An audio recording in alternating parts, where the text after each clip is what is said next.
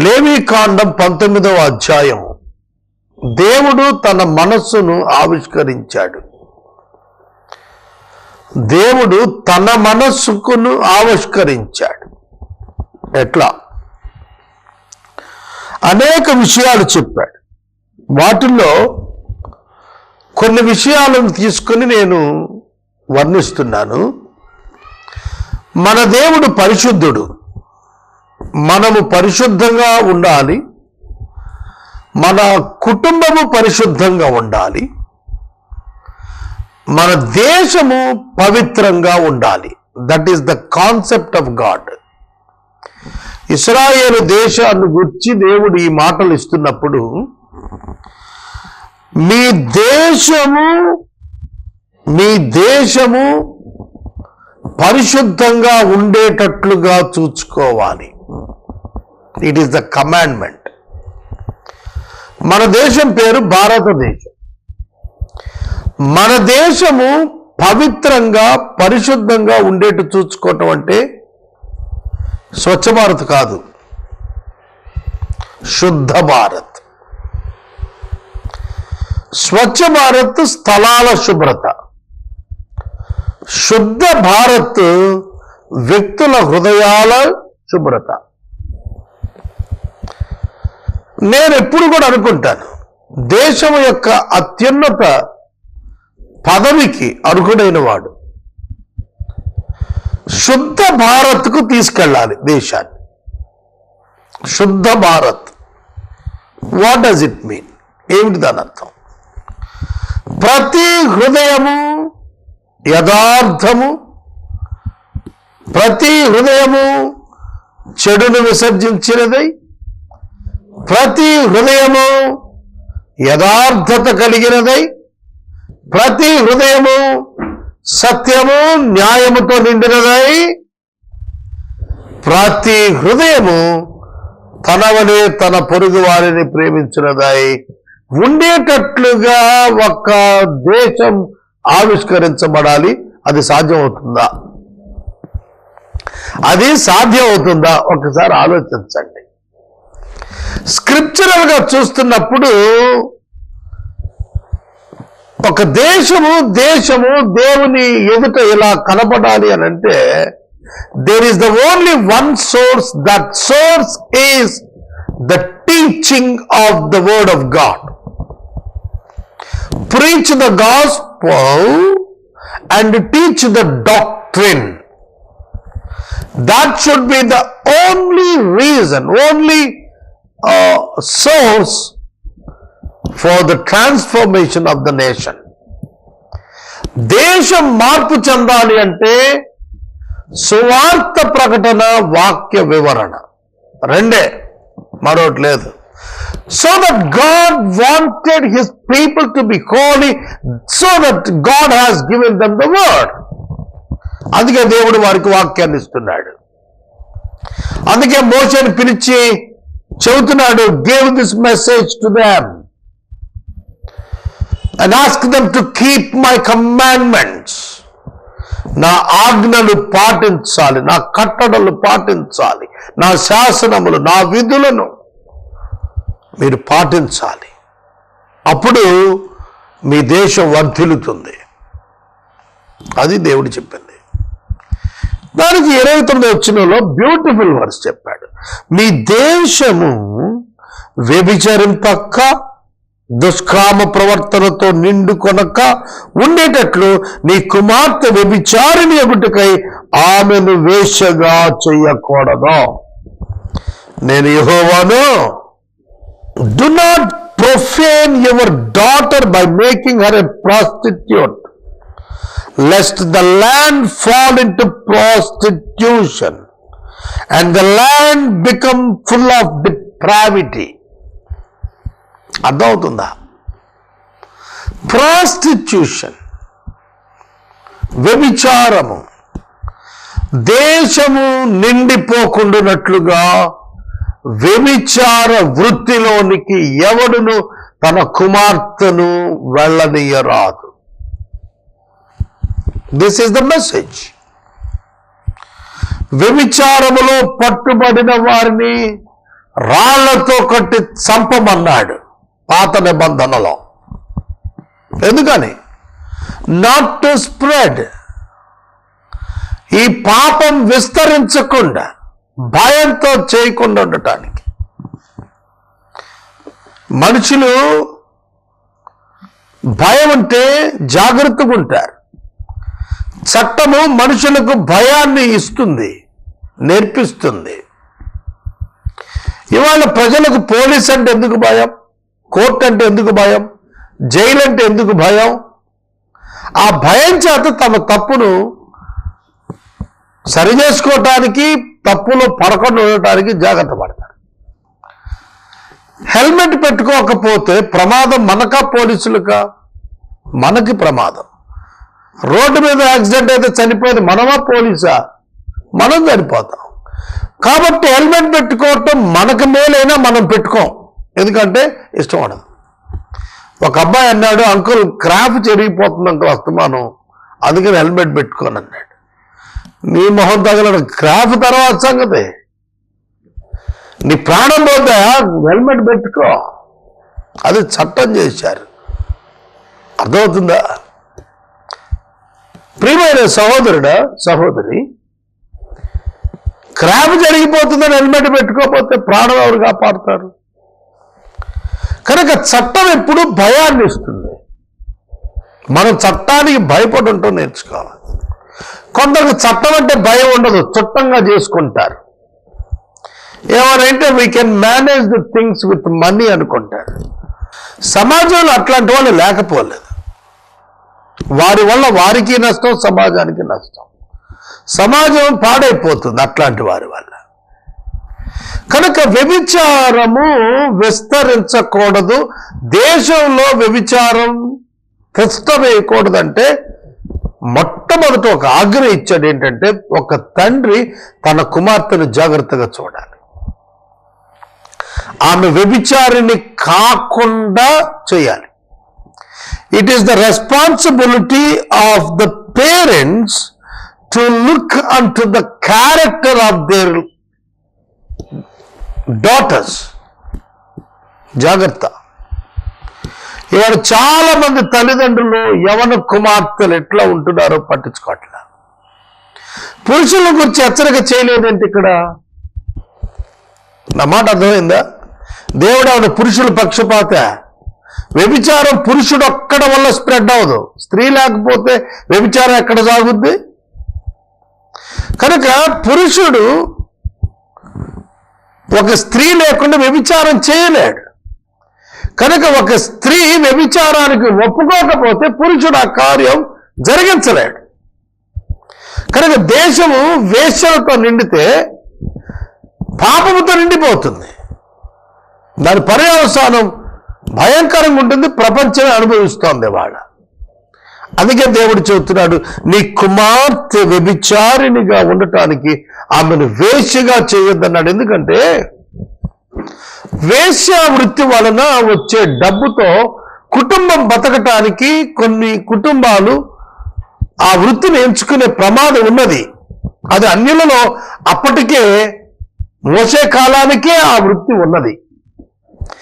వేశ్య అనే వృత్తి మోసే ధర్మశాస్త్రం తెచ్చిన తర్వాత వచ్చింది కాదు, ముందటే ఉన్నది. ఆదికాండము 38వ అధ్యాయంలో, ఆదికాండము గ్రంథం 38వ అధ్యాయంలో తామారు వేశ్యా వేషంలో యోధాను కలుసుకుంది. ఆమె వేశ్య అనుకున్నాడు యోధా. నీతో పోయేదును రమ్మని అడిగి మరీ వెళ్ళాడు. ఆమె గర్భవతి అయ్యింది.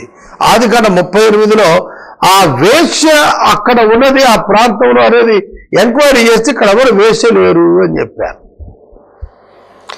కనుక వేశ్యగా ఒక స్త్రీని పెట్టి ఆ స్త్రీ యొక్క పడుపు సొమ్ము మీద కుటుంబం బ్రతకటం. అలాగే ఆదికాండము గ్రంథంలో యాకోబు కుమారుడు లేవి షిమ్యోనులు హమోరు కుమారుల్ని నరికేసినప్పుడు యాకోబు అడిగాడు, అరే వాళ్ళందరూ చంపేశారు, నన్ను కనాను దేశంలో హీనునిగా చేశారయ్యా అంటే, మా చెల్లి పట్ల వారు వేశ్య వేశ్యతో ప్రవర్తించినట్లు ప్రవర్తించవచ్చా అని ప్రశ్నించారు. అప్పటికే వేశ్య అనే పదం అక్కడ ఆదికాండంలో కనిపిస్తోంది, గుర్తెరగండి. కనుక ఈ హ్యార్లెట్, ప్రాస్టిట్యూట్ అనేటువంటి పదాలు ఇప్పుడు కాలం వచ్చినవి కాదు. కనుక వ్యభిచారము దేశములో విస్తరించకుండానట్లు you must take care of your daughter and her life. సోదరుడా, సోదరి, ఇప్పుడు మనకు ప్రభుత్వమే కొందరికి లైసెన్సులు ఇస్తాం.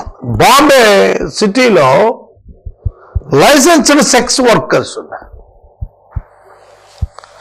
దానివల్ల ఏం జరుగుతోంది? దేశంలో వ్యభిచారం విస్తరిస్తాం.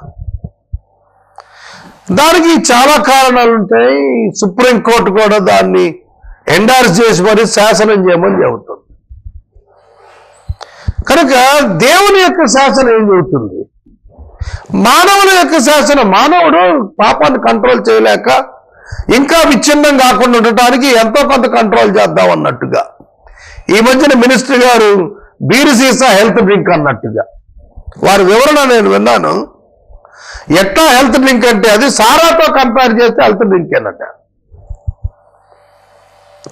నిజమే, మరి సారా 100% పాడు చేస్తే బీర్ ఒక 40% పాడు చేస్తుంది. కాబట్టి more than sara it is a health drink. ఒప్పుకోవాల్సిందే వారి ఆర్గ్యుమెంట్. మనిషి అంతవరకు ఆలోచించగలడు. వ్యభిచారాన్ని కంట్రోల్ చేయడానికి పోయి కండోమ్స్ ప్రమోట్ చేశారు గవర్నమెంట్, అంతవరకే చేయగలడు మానవుడు. హెల్మెట్స్ ధరింపజేయటానికి బదులుగా చలానాలు రాసి మార్పు తేవాలనుకున్నారు పోలీసు వారు, అంతవరకే చేయగలడు మానవుడు. కానీ దేవుని శాస్త్రం ఏం చెబుతారు? Eradication of sin totally from the point of your thought level. నీ ఆలోచన సరళిలోనే మార్పు రావాలనేది దేవుడు కోరుతున్నాడు. దానికే కమాండ్మెంట్స్ ఇచ్చాడు.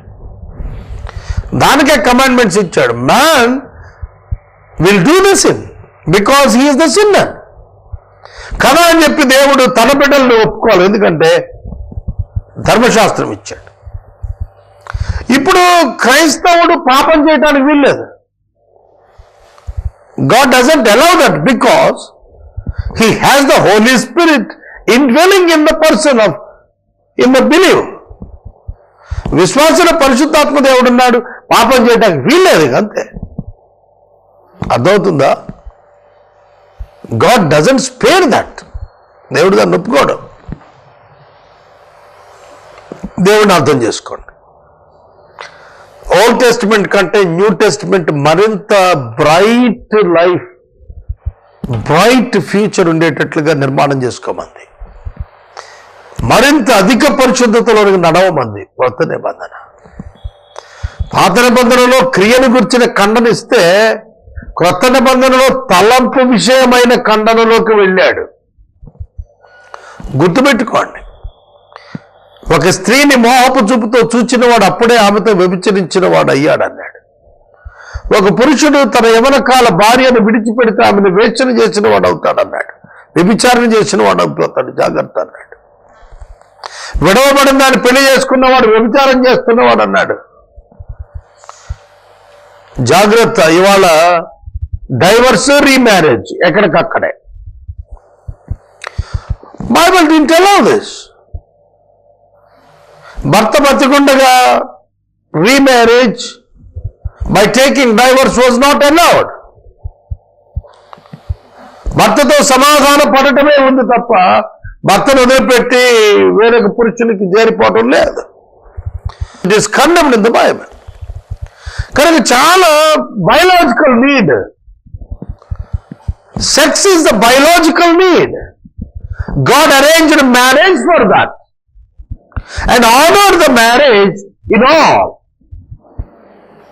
That is the mind of the God.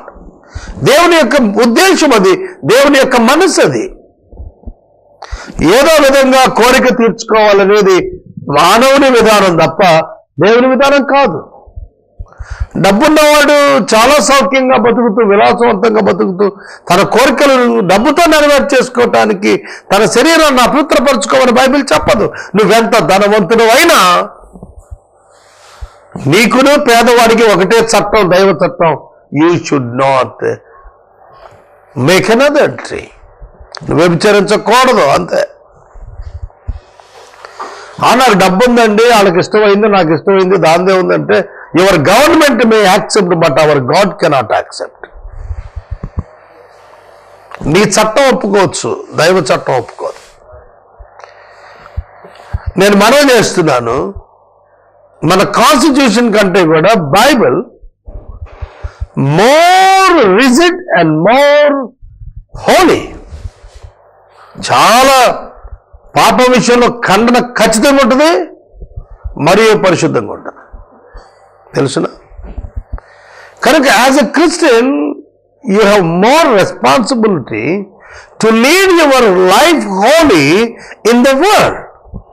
ప్రపంచంలో నువ్వు బతుకుతున్నప్పుడు నీ జీవితాన్ని మరింత పరిశుద్ధంగా ఉంచుకోవటం నీవు అభ్యాసం చేయాల్సిన బాధ్యత నీ మీదే ఉంది.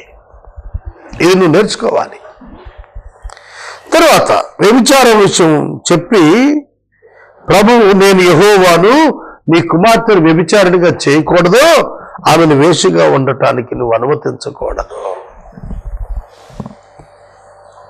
నువ్వు ఆమెను అనుమతించద్దు, ఆమెను చెయ్యొద్దు. అలా చేయొద్దు అంటే మరేం చేయాలని పెళ్లి చేసుకోమన్నాడు దేవుడు. God never hindered sex. దేవుడు నువ్వు సంసారం చేయొద్దు, నువ్వు ఆనందపడద్దని దేవుడు చెప్పలే. కానీ ఆనందించు నీ భార్య యందు మాత్రమే, నీ భార్యకు మాత్రమే బద్ధుడమై ఉండు, అంతే. ఎవరిని నువ్వు స్వీకరించరాదు భార్య స్థానములో. You should not have sexual contact with any other woman. You must have your sexual contact with your wife only. నీ భార్యతో మాత్రమే నీ యొక్క శారీరక సంబంధం పరిశుద్ధం, అది దేవుని దృష్టిలో కొనసాగించాలి. నీ పాన్పు నిష్కళంకంగా ఉండేటట్లు చూసుకోవాలి. పశువుల్లా ఉండకూడదు, మనం అన్యుల వలె ఉండకూడదు. దేవుని వాక్యం హెచ్చరిక చేస్తారు. తర్వాత మరొకటి 31వ వచనంలో నేను చూసింది ఏమిటంటే, కర్ణపిశాచి గల వారి దగ్గరకు పోకూడదు, సోదగాండ్రను వెతికి వారి వలన అపవిత్రత కలుగ చేసుకోకూడదు, నేను మీ దేవుడనైన యెహోవాను. క్రైస్తవ కర్ణ పిశాచాలు ఉన్నాయి, తెలుసా మీకు? ఈ మాట అంటే నాకు కొంచెం సిగ్గు కూడా అనిపిస్తుంది. క్రైస్తవ కర్ణ పిశాచాలు ఏమిటండి? కర్ణ పిశాచాలు క్రైస్తవుల పేరిట కూడా పనిచేస్తున్నాయి అని నా ఉద్దేశం. ఒక ఆవిడ ఉండేది, తెల్ల చీర కట్టుకొని శుక్రవారం పూట 10 గంటలకు పీట మీద కూర్చునేది. ఈ సోద చూయించుకునే వాళ్ళందరూ పోయేవాళ్ళు. అమ్మ, నా గాజులు పోయినాయి ఎక్కడున్నాయి, మా ఆవులు పోయాయి ఎక్కడున్నాయి, మా అమ్మ వెళ్ళిపోయింది వాళ్ళు ఎక్కడున్నారు, ఇట్లా పిచ్చి ప్రశ్నలన్నీ అడుగుతుండేవాడు. ఆ సదరు క్రైస్తవ మహిళ కళ్ళు మూసుకొని ఏవేవో పిచ్చి మాటలు చెబుతుండేది. ఇదిగో తూర్పు దిక్కుకి వెళ్తున్నారు, 10 కిలోమీటర్లో ఉన్నారు. నేను ఇంటికి వెళ్ళి ఖండించి వచ్చాను. నా మీద ఉవ్వెత్తులు లేచారు. లేచారు, ఏమవుతుంది? ఖండించి వచ్చాను. సోదరుడా, సోదరి, కర్ణ పిశాచి దురాత్మ అది భ్రమ కలుగ చేస్తుంది, సత్యాన్ని చెబుతున్నట్టు.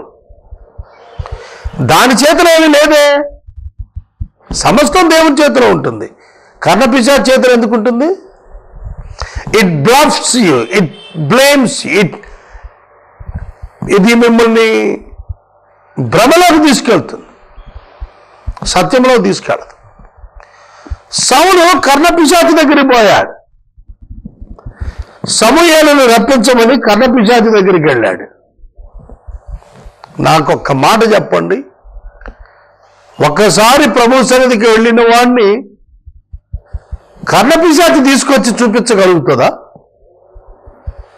It's a similar spirit, it's not Samuel.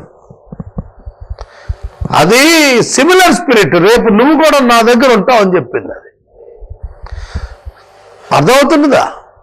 He was a condemned man, cursed man, left by God. దేవుడు విడిచిపెట్టేసిన వాడు అది. సౌలు మీద మీరు సాఫ్ట్ కార్నర్ నుంచి ఊహించబాకండి. God condemned that person. కానీ రేపు నువ్వు కూడా నాకులాగానే నాతో పాటు ఉంటావు అంటే అర్థం పరదేశంలో ఉంటాడన్నా? పశ్చాత్తాపడని వాడు పరదేశంలో ఉంటాడు. కనుక దేవుని వాక్యం చెబుతోంది కర్ణపిశాచి ద్వారా సొల్యూషన్స్ దొరుకుతాయని వెళ్తున్నారు చాలా మంది. అందుకే ఈ జ్యోతిష్కులు, అందుకే ఈ ఎస్ట్రాలజీ చెప్పేటువంటి వాళ్ళు, చేతి ముద్దలు చెప్పేవాళ్ళు, అందుకే ఈ శాస్త్రాలు ఉన్నాయి కదా, వాస్తు శాస్త్రాలు చెప్పేవాళ్ళు, ఇవన్నీ ఆ కోవ కిందకే వస్తాయి. Other than the scripture, any way to find out the solution for your problems, that can be through the devil. దయ్యం చేతే అవన్నీ కూడా. అర్థమవుతుందా? వైద్యము దేవుడిచ్చిన కృప, శాస్త్ర పద్ధతి కలిగిన వైద్యము దేవుడిచ్చిన కృప. ఏవేవో చెప్పి మనుషులను భ్రమపరిచేటువంటిది, satisfying their minds and make them and take them into the darkness. Karnapishachi మనుషుల్ని చీకట్లో తీసుకుపోతుంది, ఆత్మీయ అంధకారాలకు నడిపిస్తుంది. అందుకని అన్నాడు, కర్ణపిశాచి కలిగిన వారి దగ్గరికి పోవద్దు, సోదగాండ్రుని వెతకద్దు, వారి వల్ల అపవిత్రత కలుగు చేసుకోవద్దు. సోదే, ప్రతివాడు సోదదయాన్ని ఆహ్వానిస్తుంది. ఆ సోదయం ఏదో చెప్పుద్ది, వీళ్ళేదో అంటారు, సాటిస్ఫై అయిపోతుంటారు. ఆవిడ సోద కింద దీర్ఘం తీస్తూ రాగం తీస్తూ నీకు 3 పిల్లలు లేకపోతే ఒక 5 పిల్లలు అంటుంది.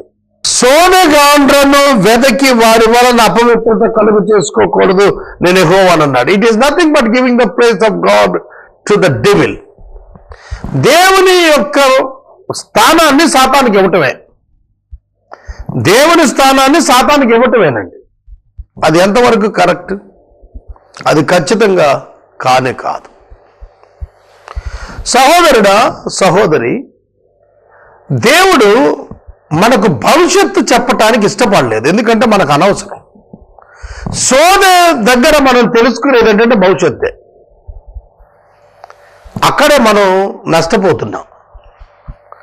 ఇవాళ ఏం జరుగుతుంది అనేది పొద్దున్నే వారఫలం చదువుతాం, సాయంకాలానికి బేరీ చేస్తావు, అందులో రాసి ఉంటుంది నీకేదో ప్రమాదం ఉంది అల్లద్దు, నువ్వు అంతా మాని కూర్చుంటావు. ఏమిటది?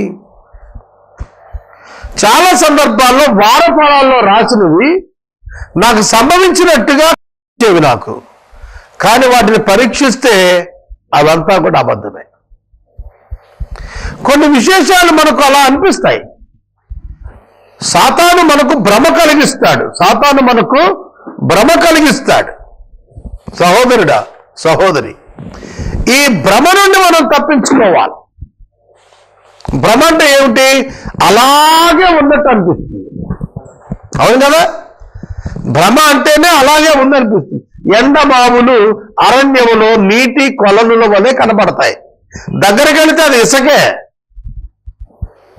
అంతే మన జీవితం. దురాత్మను ఆశ్రయించిన వారు అలా భ్రమలో బతుకుతారు. వారు పరలోకానికి చేరలేరు. కనుక అల్టిమేట్ గోల్ ఏంటి? పరలోకం. దానికి చేర్చలేదు దయ్యం.